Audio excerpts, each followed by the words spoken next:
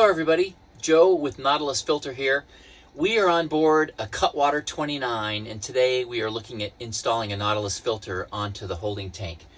And we were considering the choice between the new OEM model or the original Pro model. And the way to make this choice is if you can fit the Pro model, it's a little bit better because it has less air resistance, almost no air resistance going through this.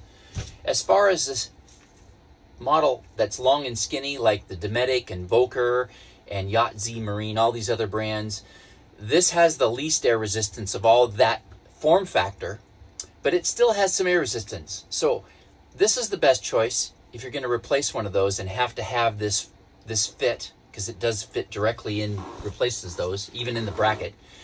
Or if you can fit it a little shorter, a little fatter, almost zero air resistance, better for the whole system.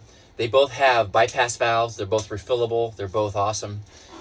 So we have chose today to use the Pro model because we can fit it in here. It's going to fit right down in here just fine. It'll be easily accessible here underneath the forward berth.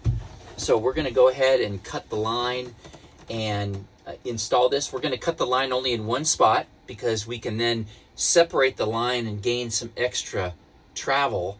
Instead of cutting a section out of the line, we're just going to cut it once, separate it, plug it onto both ends of this, tighten down the hose clamps, and that's basically it. Very easy install on this boat. So we're going to cut the hose in one spot. I already started it a minute ago. So we'll cut this hose. Oh, it already stinks. Okay, we have the hose cut, and we're going to use the existing 5/8 that it comes with, the 5/8 hose barbs. It has these little caps on it to keep it fresh. Anyway, pull the caps. This already has the, like I said, the 5/8, and that's the size we need. So I'm going to take this apart and take these off because it's easier to install those separately. And a couple things not to forget.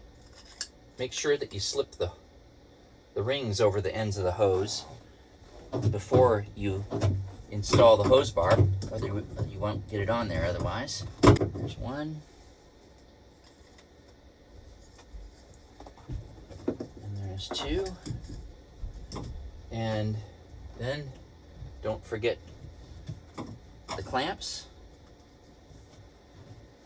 And pretty easy. You can see this here. This slips on nice and easy. Push it all the way down. Then we got our hose barb, and we'll tighten that up. We have the hose clamp about 1/4 of an inch from the end of the hose. Not too close to the end, not too far the other way. Tighten it up good. Just snug it down, doesn't have to be overkill. It's a plastic fitting, it is low pressure. So that one is ready, and you can see now that with the ring on it, it's ready to accept that filter. So we'll do the same to the other side. All right, we're installing the other side now. And if I was actually installing this, I'd be on that side. But since we're filming this, it makes it a little bit more awkward to leave some space for the video. But you can see we've got the ring on. We've got the hose clamp on the hose. We're going to press the fitting all the way down. And then we'll tighten that one up. Easy to do. What I like to do is clean off the silicone, just wipe off the carbon dust from shipping off that. It'll make a good seal either way, but I'm kind of like that.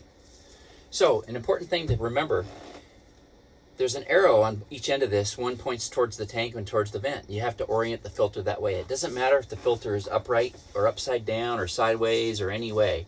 As long as that points towards the tank and that points towards the vent, you're good to go. So in this case, it's going to go this way. And so the first thing we're going to do in this case is put this end in so we can slip it back in there. This won't be too bad of a spot to actually remove the filter when it's time to refill it. It's always a consideration where you're going to put this in somewhere, is in a year or two when it's time to refill it, how easy is it going to be to get to? So that's always a consideration.